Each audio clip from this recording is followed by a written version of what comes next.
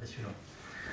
Donc sans plus attendre, je vais passer la parole à Marie Lérien, qui est maîtresse de conférence à l'Université de Lille et qui va vous donner un récit concernant des soignants dont on ignore beaucoup de choses. C'est ce qu'on appelle les nourriciers dans des établissements tout à fait spécifiques de la fin du 19e siècle, Henel-Château et Dun-sur-Oron. Marie Lérien, à vous la parole. Merci beaucoup. Bonjour à toutes et à tous. Je voudrais commencer par remercier à mon tour toute l'équipe qui a organisé cette journée d'études, en particulier Madame Descoutures pour tous les échanges mails de préparation de la journée, et puis Hervé Limin pour m'avoir associé à cette table d'historiennes ce matin. Donc effectivement, l'intervention que je vous propose est une intervention qui ne porte pas directement sur le métier de gardien, gardienne, infirmière en psychiatrie, mais qui vise à faire découvrir des figures de soignantes très méconnues dans l'histoire de la psychiatrie, que sont ces nourrices d'aliénés. Donc voilà, c'est une communication qui est une sorte d'immersion dans un univers, celui des colonies familiales d'aliénés qui ont été créées à la fin du 19e siècle par le Conseil général de la Seine. Le but du Conseil général de la Seine à l'époque, c'est de désencombrer les asiles du département qui sont déjà très, très remplis, saturés. Et donc l'idée est de placer des individus atteints de troubles mentaux, des hommes et des femmes qui sont atteints de manière chronique de troubles mentaux, dans des familles rurales. Donc 2 villages vont être retenus pour mettre en œuvre ce nouveau système. Ces 2 villages se situent dans le Cher et dans l'Allier, donc il s'agit de Dun-sur-Oron et d'Henel-Château, 2 villages distincts d'une vingtaine de kilomètres qui comptent respectivement 4123 et 1815 habitants au moment de l'ouverture de ce dispositif baptisé colonie familiale d'aliénés. Donc la première de ces colonies qui est ouverte en 1892 est la colonie de Dun-sur-Oron. Elle est réservée aux malades chroniques femmes. Et puis quelques années plus tard, très rapidement, puisque le projet fonctionne, il est décidé d'ouvrir une seconde colonie, donc à Henel-Château, et de réserver cette seconde colonie aux malades chroniques hommes. Et ces 2 colonies familiales d'aliénés existent toujours aujourd'hui. Elles sont devenues des centres hospitaliers spécialisés interdépartementaux en 1987. Elles ont accueilli jusqu'à 1600 malades. Jusqu'à présent, l'histoire de ces colonies familiales d'aliénés a très peu retenu l'attention. Quand on évoque leur exemple, c'est le plus souvent au sujet du statut des malades qui y vivaient en liberté. L'histoire des familles d'accueil, sans lesquelles cette tentative pionnière en fait, de désinstitutionnalisation n'aurait pas été possible, n'a pas suscité le même intérêt. Et on pourrait aussi comparer d'ailleurs avec les travaux sur les nourrices d'enfants placés, les nourrices de nourrissons, qui là ont suscité des travaux à la différence des nourrices d'aliénés. Donc en fait, pour comprendre comment ça a été possible de mettre en œuvre ce dispositif dès la fin du 19e siècle, comment on a pu imaginer mettre en liberté des malades qui avaient passé des années internés dans des asiles, il est nécessaire d'essayer de comprendre qui étaient ces familles rurales qui ne connaissaient rien à la psychiatrie, qui étaient socialement très distantes des Parisiens et des Parisiennes qu'elles ont accueillis chez elles et qui ont accepté donc de s'occuper au quotidien de ces malades. Donc mon propos va être centré sur ces acteurs et en fait plutôt sur ces actrices, puisque majoritairement il s'agit de femmes que l'institution a appelées nourrices ou nourricières d'aliénés. Donc des femmes qui, contre rémunération, j'y reviendrai, ont pris en charge à domicile des personnes atteintes de troubles psychiatriques. Alors sur l'histoire donc de ces femmes, j'ai mené un travail en collaboration avec ma collègue Mathilde Rossigneux-Méheus, qui est maîtresse de conférence à l'Université Lumière Lyon 2, et c'est les résultats de notre enquête en fait que je vais résumer ce matin. Pour travailler sur ces femmes, on est allé à Dun et à Henel, on est allé dans les centres hospitaliers, on a cherché les archives disponibles, et ce qu'on a essentiellement trouvé, ce sont des dossiers nominatifs de nourricières qui ont été conservées pour toute la période de l'entre-deux-guerres et de la Seconde Guerre mondiale. Et donc ce sont des dossiers qui renseignent la carrière de chacune de ces nourricières, et à l'intérieur de la pochette, quand on l'ouvre, on a tous les rapports d'inspection dont a fait l'objet chaque nourrice. Malheureusement, du côté d'Ainay, on n'a pas trouvé l'équivalent. On aurait bien voulu avoir les deux pour pouvoir comparer. À Ainay, la conservation des archives ne s'est pas organisée de la même façon, et ce qu'on a trouvé, c'est un seul registre qui correspond en fait au tout début du fonctionnement de la colonie, les années 1902-1903, et qui nous a quand même permis d'avoir une idée des toutes premières familles à accueillir des malades. Et ce qui nous a assez rapidement frappé, parce qu'on ne s'y attendait pas du tout, en regardant ces dossiers individuels et puis le registre du côté d'Ainay, c'est de voir que le point commun de toutes ces femmes qui ont accueilli chez elles des malades, c'était d'être relativement âgées. Elles entrent dans la carrière à un âge... j'avance un petit peu trop vite, pardon. Elles entrent dans la carrière à un âge médian de 52 ans. On s'attendait à ce qu'elles soient plus jeunes, en fait. Et si on prend l'ensemble des nourrices pour lesquelles on a retrouvé un dossier à Dain sur Oron, on voit qu'un quart a moins de 40 ans, un autre quart a entre 40 et 52 ans, et tout le reste, toutes les autres, ont plus de 52 ans. Et par ailleurs, quel que soit l'âge auquel elles commencent à être nourrices, l'âge moyen auquel leur placement est fermé, l'âge auquel elles arrêtent d'accueillir chez elles des malades, est d'un peu plus de 72 ans.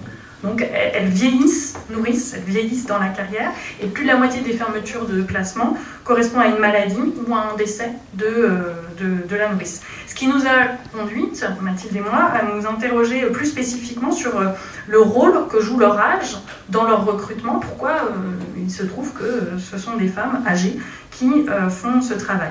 Et puis on s'est aussi intéressé aux raisons qui les poussaient à accepter cette activité, qui les poussaient à adhérer à un système qui a priori leur est peu favorable, parce qu'en fait elles sont très très peu indemnisées pour le travail de soins qu'elles pratiquent au quotidien.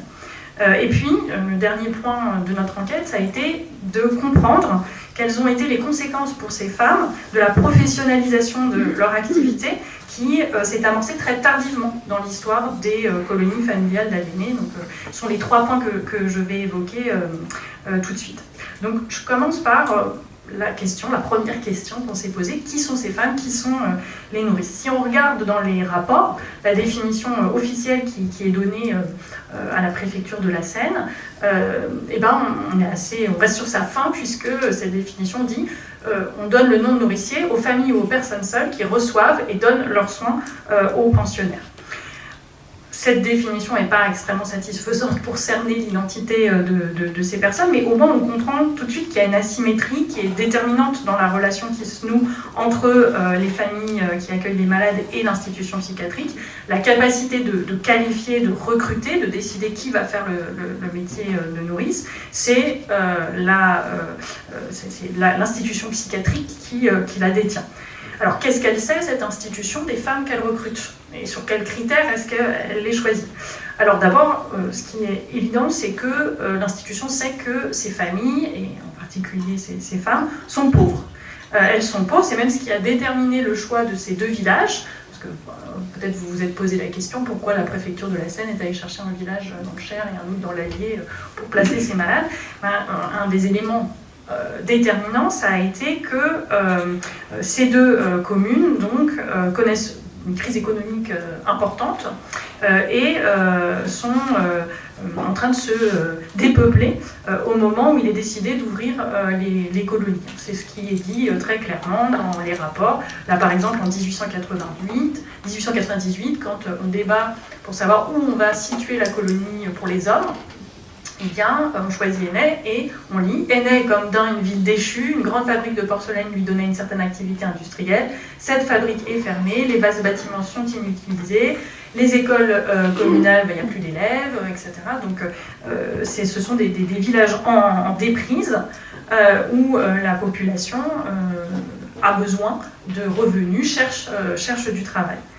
En dehors de ça, que sait l'institution sur ces familles? En fait, pas grand-chose. Sur toute la période sur laquelle on a travaillé, donc depuis l'ouverture d'Un sur Auron en 1892 jusqu'à la professionnalisation de la fonction de nourrice en 1992, donc sur toute cette période, dans les archives, on n'a jamais trouvé aucune enquête approfondie qui aurait été menée par l'institution psychiatrique pour en savoir plus sur les nourricières. Preuve que ce n'est pas considéré comme un enjeu en soi de savoir qui sont ces femmes. C'est un résultat, en fait, de n'avoir rien trouvé, parce que finalement, pour l'institution, la clé du bon fonctionnement de ces colonies n'est pas là, n'est pas dans le fait de connaître cette population, alors que les critères de sélection des malades qui vont être envoyés, eux, font l'objet de débats intenses, de discussions. Mais les critères de sélection des nourrices, par contre, quasiment rien. Et en fait, c'est dans les dossiers que j'ai montrés tout à l'heure qu'on peut voir en filigrane, entre les lignes, apparaître les critères de l'institution. Donc il y a des visites d'inspection qui sont réalisées à intervalles réguliers, et donc on voit dans les rapports de ces visites d'inspection ce qui est considéré comme un bon ou un mauvais placement, une bonne ou une mauvaise nourricière. Quand on regarde attentivement ces visites d'inspection, les rapports de ces visites d'inspection, on voit qu'il y a un foisonnement de détails sur les conditions matérielles de l'accueil. Et c'est ce qui frappe dans la première fiche qui est mise au point pour réaliser ces inspections. Donc ce sont déjà des fiches nominatives, elles n'ont pas été conservées, nous on n'a que les dossiers à partir de l'entre-deux-guerres, mais on a le formulaire vide, le modèle, et on voit dans ce formulaire que les entrées, à part la première qui correspond au caractère et à l'aptitude comme garde malade, toutes les autres entrées, toutes les autres informations correspondent au placement, l'alimentation, la hauteur du plafond, la surface, le cubage, l'éclairage, la place disponible, et c'est ce qu'on retrouve sur la pochette des dossiers de l'entre-deux-guerres. On mesure les chambres, les fenêtres, la porte, le nombre de lits, les WC, est-ce qu'il y a un puits, etc. Est-ce qu'il y a une basse-cour, un potager, des vaches, mais finalement très très peu de choses sur la nourrice, à part sa date de naissance, ce qui nous a été utile pour remarquer leur âge, et son adresse. Alors justement, voilà, nous on a marqué leur âge, alors qu'il n'était pas mentionné dans les autres sources comme un critère de recrutement. Donc c'est visiblement pas volontaire de la part de l'institution d'être allé chercher des femmes âgées pour exercer cette fonction. On a voulu comprendre pourquoi est-ce qu'il se trouvait que c'était ces femmes-là qui avaient voulu devenir nourrices. Et une des premières choses dont on s'est rendu compte quand on a réfléchi à cette question, c'est que l'âge moyen d'entrée dans la carrière de nourrice est quasiment le même que l'âge moyen des femmes en âge de travailler dans les deux villages. Donc en fait, les femmes de 50 ans et plus sont nombreuses à Dain et à Enel, sont très présentes sur le marché de l'emploi, et le vieillissement des campagnes va renforcer cette dynamique tout au long du siècle en fait. Ce sont des femmes donc, qui sont présentes en nombre sur le marché du travail et qui sont disponibles du fait qu'elles vivent plus longtemps que leur mari, que souvent il s'agit de femmes qui sont ou ont été épouses de cultivateurs, de commerçants ou d'artisans, donc ça veut dire des femmes qui en fait ne touchent pas de salaire, leur mari touche un salaire mais pas elles, ou encore des femmes qui sont veuves et qui ne touchent pas de retraite. Si elles sont disponibles à cet âge-là, c'est aussi parce que leur force de travail n'a pas la même valeur sur le marché que si elles avaient 20 ans, parce que leur foyer se vide, à cet âge-là, leurs enfants sont partis, donc elles ont de la place pour accueillir un malade chez elles. Un certain nombre d'entre elles sont veuves aussi, donc ont également de la place, souhaitent de la compagnie et on le verra de l'aide. Leur temps se libère. Ce qui fait que tous ces éléments peuvent permettre de comprendre pourquoi elles vont accepter des conditions d'embauche très précaires qui leur sont proposées par l'institution psychiatrique. Elles n'ont pas de contrat. Alors, je passe cette diapo-là. Elles n'ont pas de contrat qui les lierait à l'hôpital. Elles sont révocables du jour au lendemain. Elles ne touchent pas de salaire. Elles touchent une indemnité journalière qui est pondérée par des primes, mais aussi parfois par des sanctions financières. Cette indemnité, elle n'est pas imposable, elle ne leur ouvre pas de droit à la retraite, et en fait, son montant en fait un revenu d'appoint. Si on regarde un petit peu et qu'on compare, au début du siècle, l'indemnité qui leur est allouée est de 1,13 franc à 1,25 franc par jour. C'est moins qu'un vieillard employé à plein temps dans un hospice de vieux à Paris à la même époque. C'est moins qu'une blanchisseuse parisienne qui gagne en moyenne 4 francs. Dans les années 20, les nourrices gagnent environ 30 francs par mois quand leur placement est occupé en continu. Ce qui n'est pas toujours le cas. Parfois, les malades viennent et partent et ne restent pas tout le mois. Mais si une nourrice a un malade tout le mois, elle va toucher 30 francs dans les années 20. Alors qu'à la même époque, le salaire le plus bas d'une fille de salle à l'hôpital de la colonie est de 250 francs par mois. Une nourrice pour nourrisson de la Seine, par exemple, touchera 200 francs par mois. Enfin, voilà. Elle gagne quand même une indemnité qui, voilà, pour elle, ça ne peut être qu'un revenu d'appoint, ça ne peut pas être leur revenu principal. Ce qui va expliquer aussi que souvent elles prennent plusieurs malades, 2, 3, 4 malades chez elles pour faire augmenter un petit peu ce revenu d'appoint. Donc pourquoi est-ce qu'elles acceptent ce sale boulot? On pourrait dire que c'est un sale boulot. Il y a eu beaucoup de travaux en sociologie autour de cette expression de sale boulot que je vais reprendre là. En fait, quand on regarde de près les archives, on se rend compte qu'il ne faut pas s'en tenir à une explication misérabiliste qui ne revient pas à dire voilà, elles sont tellement pauvres qu'elles acceptent un peu tout et n'importe quoi, d'être pas payées, de prendre des tas de malades chez elles. Non, en réalité, on se rend compte quand on regarde les archives qu'être nourrice, c'est aussi un statut dont il est possible de tirer des ressources sociales et symboliques qui sont recherchées en fait par ces femmes âgées et aussi recherchées que le maigre revenu supplémentaire que ça leur apporte. Alors c'est quoi ces rétributions sociales et symboliques? D'abord, les nourrices trouvent dans l'ouverture chez elles d'un placement l'opportunité de recevoir de la part des malades une aide qui est parfois déterminante pour faire face à la vieillesse. Et ça, c'est une situation qui est perceptible dès le début de l'histoire des colonies familiales d'aliénés. L'inversion de la relation de soins, elle est totalement assumée par l'institution, voire considérée comme un des bénéfices du dispositif. Donc, par exemple, dans le dossier de Joséphine S., une nourrice qui entre dans cette carrière à l'âge de 70 ans, et qui, 5 ans plus tard, à 75 ans, est qualifiée de trop âgée par l'institution. On voit, en fait, quand on regarde ces rapports d'inspection, que, il la considère comme trop âgée, donc son placement est fermé, mais ensuite son placement est réouvert le temps qu'elle trouve une solution, qu'elle puisse partir vivre avec ses enfants, qui vont l'aider à subvenir à ses besoins. Donc le temps qu'elle trouve une solution, le placement est maintenu ouvert. Elle part avec ses enfants, on ferme le placement. Elle revient parce que ça ne se passe pas bien avec ses enfants, on rouvre le placement pour qu'elle puisse avoir de l'aide chez elle. Le tout jusqu'en 1967, date à laquelle le placement est définitivement fermé parce qu'elle est devenue invalide.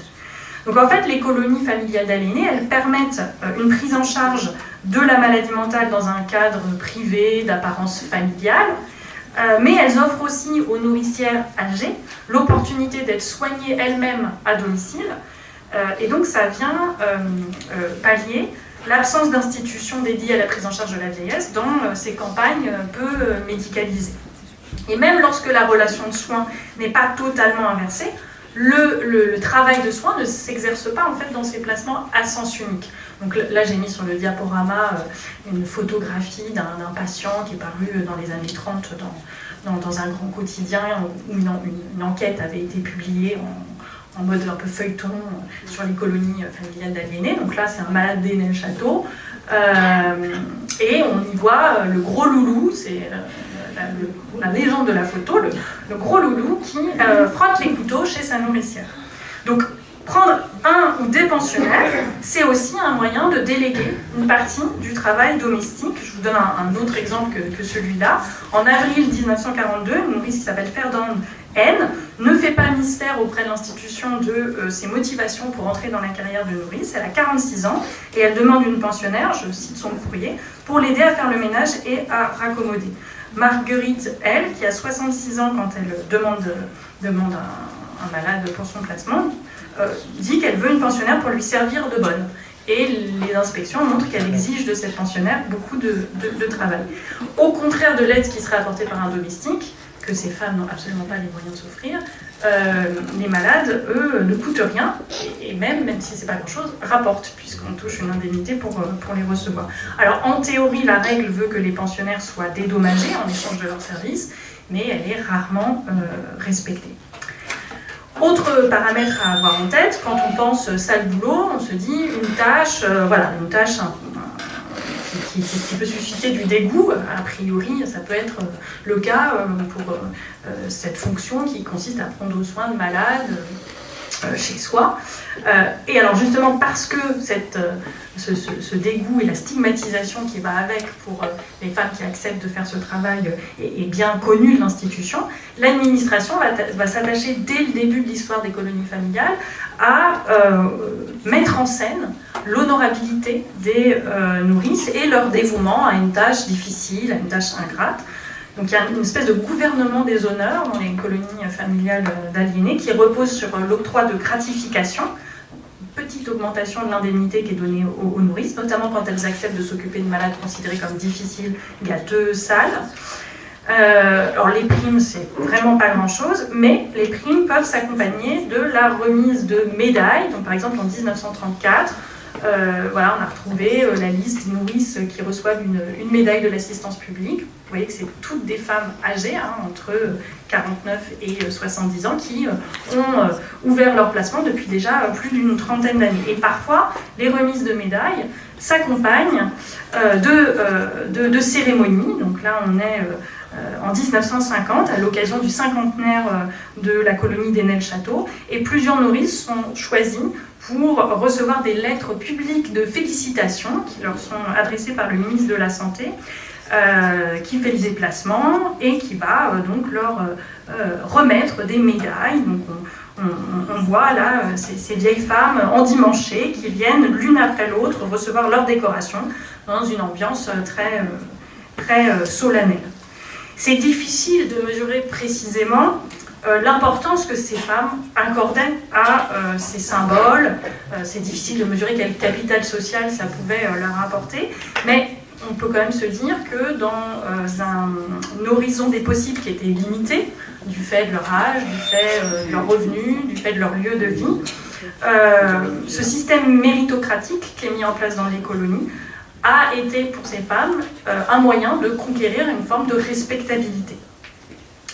Cela dit, si ces nourrices peuvent transformer la perception de leur sale boulot en boulot bien fait, dont elles tirent une fierté, ce n'est qu'à titre individuel, au mieux au bénéfice de leur famille, de leurs proches. Pourquoi ? Parce que en fait, ce système méritocratique, il repose sur une mise en concurrence des nourrices qui sert les intérêts de l'institution. Par exemple, le calcul des primes, il est complètement codé.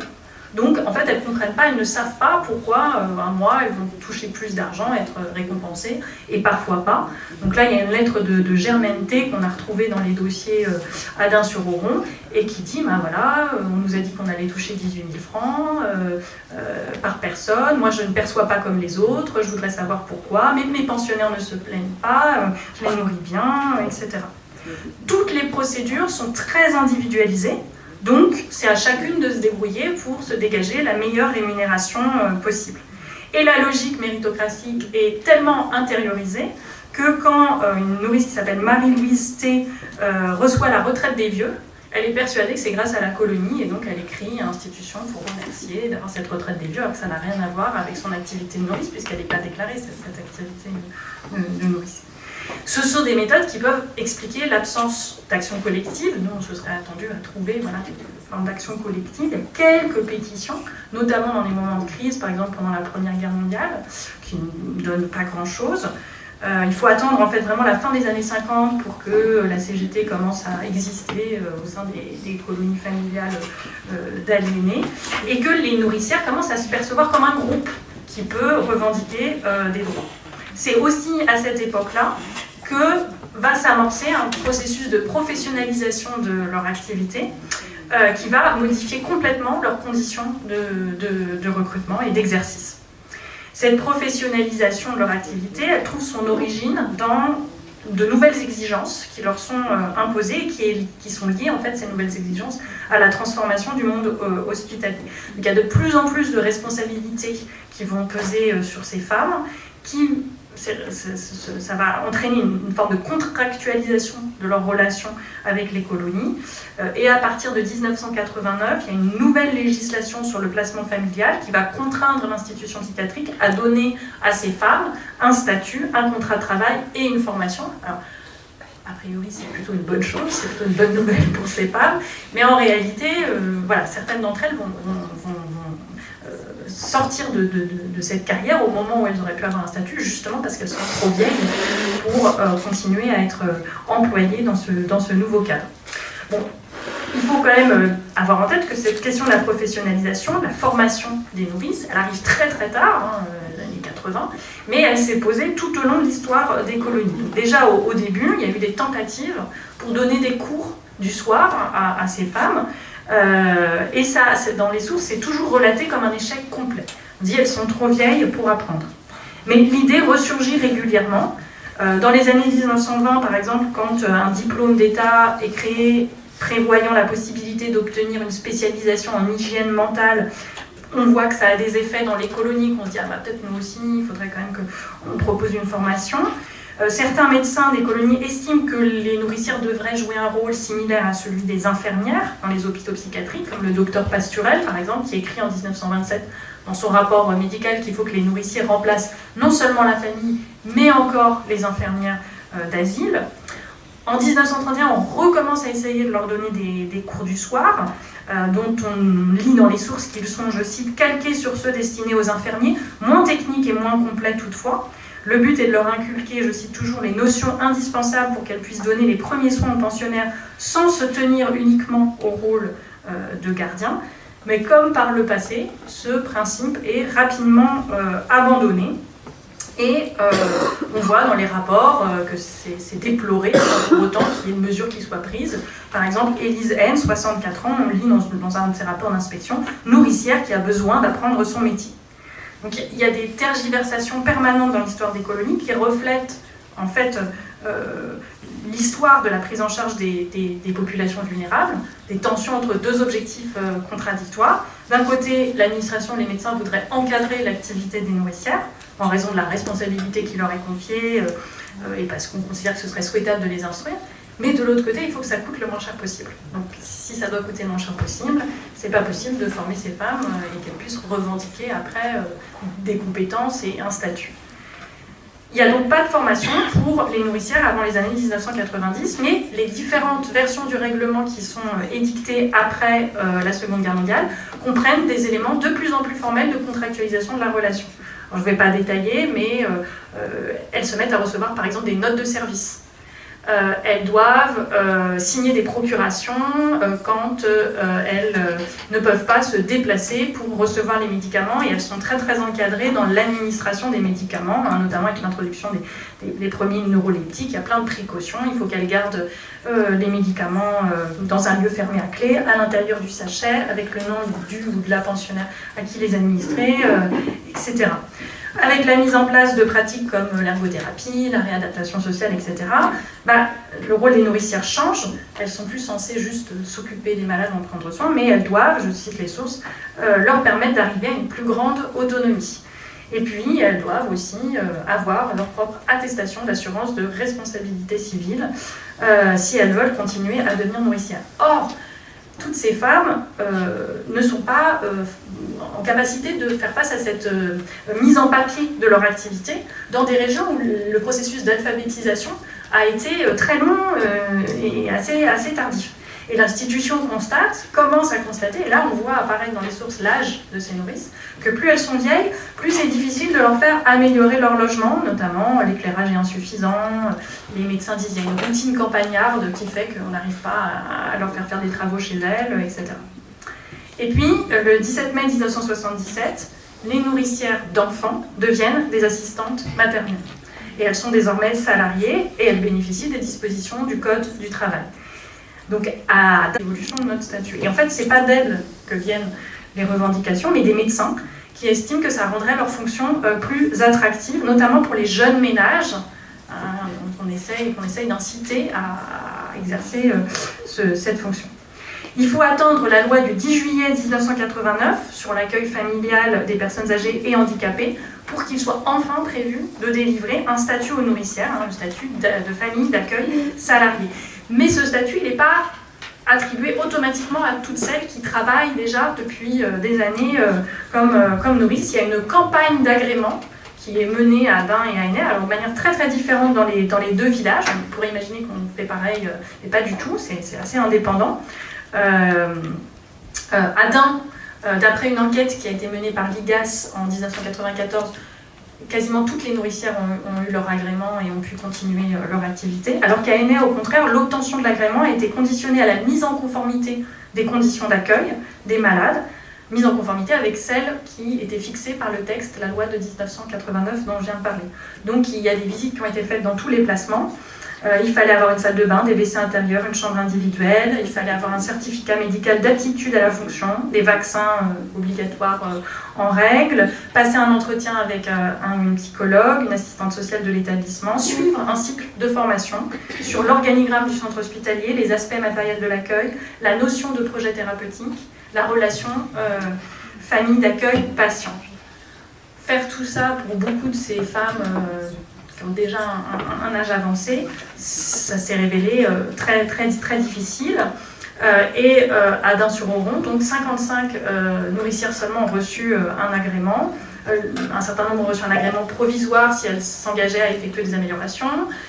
D'autres ont obtenu le droit de maintenir leur placement ouvert pendant 2 ans pour choisir si elles allaient faire des travaux et se mettre en conformité ou cesser leur activité. Et dans 95 cas, l'accueil des malades a été subitement arrêté, les placements ont fermé. Et d'après le quotidien local La Montagne, les fermetures étaient principalement liées à l'âge ou à l'insalubrité des logements. En 1994, la moyenne d'âge des nourricières dans le placement est fermée et de 63,6 ans. Et la même année, l'IGAS constate, je cite le rapport, le rajeunissement sensible des responsables d'unités d'accueil, de nourrices, elles sont devenues responsables d'unités d'accueil. Et tous les rapports qui sont commandés par la suite engagent à poursuivre ce travail de rajeunissement, parce qu'on considère que le vieillissement des nourrices, je cite le rapport, a disqualifié la nature des prestations offertes dans les ex-colonies familiales. Par ailleurs, l'obtention du statut de salarié ouvrant aux nourrices le droit à la retraite, la fermeture des placements des nourrices les plus âgées s'est imposée progressivement. J'en arrive à la fin de cette présentation. 2 mots de conclusion. Donc, quand avec Mathilde, on a commencé à travailler sur cette question, on ignorait absolument tout du profil de ces travailleuses, de ces pourvoyeuses de soins. Leur âge n'apparaissait pas comme un trait caractéristique de cette population, aux yeux des médecins de l'époque, mais aussi des médecins d'aujourd'hui, des témoins avec lesquels on a pu s'entretenir. Pourtant, on a vu dans l'enquête que l'âge était une clé d'analyse capitale. En fait, de 1892 aux années 90, les colonies familiales d'Avignon ont pu exister parce qu'il y avait ce vivier de travailleuses qui cumulait vieillesse, vieillissement et vulnérabilité sociale et qui donc trouvaient un intérêt à devenir nourricières. Ce lien entre travail à domicile et âge élevé des travailleuses reste largement d'actualité. Alors, je n'ai pas de chiffres extrêmement récents, mais à l'aube des années 2000, l'accueil familial continuait de reposer sur les travailleuses âgées, puisque selon une enquête menée par le ministère de l'Emploi et de la Solidarité dans 95 départements, 96% des accueillantes étaient alors des femmes, et 66% d'entre elles avaient entre 40 et 66 ans. Merci de votre attention.